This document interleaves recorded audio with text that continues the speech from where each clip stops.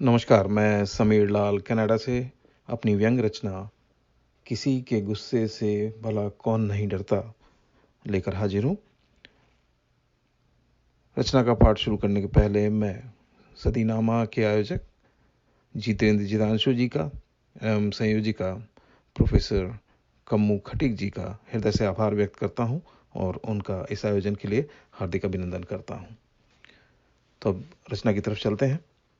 रचना का शीर्षक है किसी के गुस्से से भला कौन नहीं डरता। तिवारी जी शौकीन मिजाज के आदमी हैं। उन्हें गुस्सा होने का शौक है। वो कभी भी कहीं भी अपना यह शौक पूरा कर लेते हैं।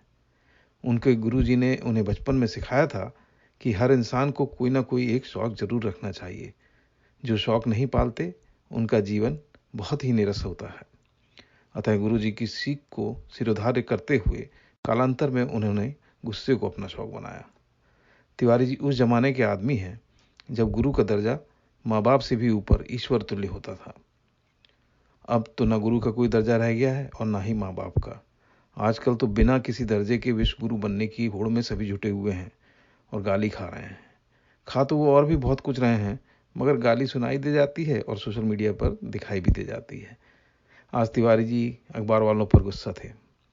उनका कहना था कि हम इस वैश्विक महामारी से नहीं डरते और न ही मौत से डरते हैं, मगर मास्क सिर्फ इसलिए लगाए हैं कि अगर गलती से ये वायरस लग गया और रिपोर्ट पॉजिटिव आ गई तो ये अखबार वाले तो हमें मात्र 56 साल की आयु में बुजुर्ग लिखेंगे कि 56 साल का बुजुर्ग पॉजिटिव पकड़ाया।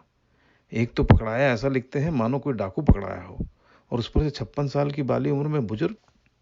ना, बीमारी से भले न मरें मगर बुजुर्ग कहे जाने का आघात उनका दिल नहीं बर्दाश्त कर पाएगा।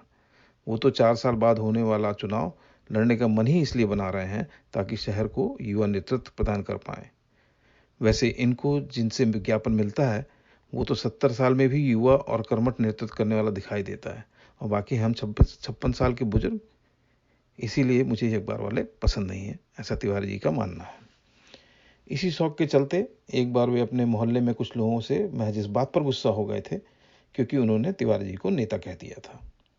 तिवारी जी का मानना है कि वे समाज सेवी हैं और वे चुनाव भी लड़ेंगे तो नेतागिरी के लिए नहीं, समाज की सेवा के लिए लड़ेंगे। नेता उनकी नज़र में भ्रष्ट व्यक्ति होता है और वे अपने आप को नेता कभी नहीं कहलवा सकते। चूंकि वे पुराने समय के भावी युवा हैं, अतः उनकी अपनी मान्यताएं और समझ है। वह नेता नहीं है, समाज सेवी है। उनका सहज और सरल जीवन एक साधु जीवन है जो वो स्वयं के लिए नहीं अपितु समाज के लिए जीते हैं। वह जनता को भाषण नहीं देते, वे उन्हें प्रवचन सुनाते हैं। उनके प्रवचनों में वादे नहीं, उच्च जीवन शैली हेतु सूक्तियां समाहित होती हैं। वह गरीबी दूर करने से लेकर रोजगार के अकूत अवसरों को उपलब्ध कराने वाले वाक्यों को उच्च जीवन शैली जीने की सूक्ति बताते हैं। समाज के शोषण फिर वो चाहे जैसा भी हो, उसे ईश्वर द्वारा निर्धारित तप और परीक्षा का वह कठिन मार्ग बताते हैं जिसकी आग में तपकर यह समाज सोना बनेगा और देश पुनः वही सोने की चिड़िया कहलाएगा जो ना जाने कब और कहाँ उड़ गई। वह अपने गुस्सा हो जाने के शौक को भी समाज सुधार की दिशा में लिया गया एक कदम मानते हैं। उन्होंने तुलसी को पढ़ा है और तुलसी की खासियत है कि जिसका जो दिल करे वो उसे उन अर्थों में समझ ले। अतः भय बिन होए न प्रीत गोसाई की तिवारी जी की व्याख्या यह है कि भय के बिना कोई काम नहीं होता और यहाँ तक कि प्रीत भी नहीं होती। अतः प्रेम पूर्वक काम करवाने हेतु उन्हें गुस्सा करना पड़ता है। उन्हें इस बात का भी आभास है कि इस शौक के चलते उनके स्वास्थ्य पर इसका विपरीत असर पड़ता है, किंतु समाज सेवा में समर्पित यह संत समाज की भलाई के लिए यह दर्द भी सहता रहेगा। उनका विकास का मॉडल किसी प्रदेश का नहीं, अध्यात्म और ध्यान का है। उनका मानना है कि अगर इंसान ने अध्यात्म और ध्यान का मार्ग अपना लिया और उसे अपनाकर अपना चित्त शांत कर लिया तो वह खुशहाल हो जाएगा। फिर वह अगर रोडवेज की टूटी बस में भी यात्रा करेगा तो इस बात के लिए कृतज्ञ महसूस करेगा कि अगर यह न होती तो आज थका हारा मैं पैदल चला जा रहा होता। जिस दिन समाज की ऐसी मानसिकता हो जाएगी तो उसे हर जगह विकास ही विकास नजर आएगा। विकास हेतु मानसिकता विकसित करना जरूरी है। मैं तो तब उनका मुरीद हो गया जब उन्होंने अपने द्वारा भविष्य में स्वीकार की जाने वाली रिश्वत को दक्षिणा बताया।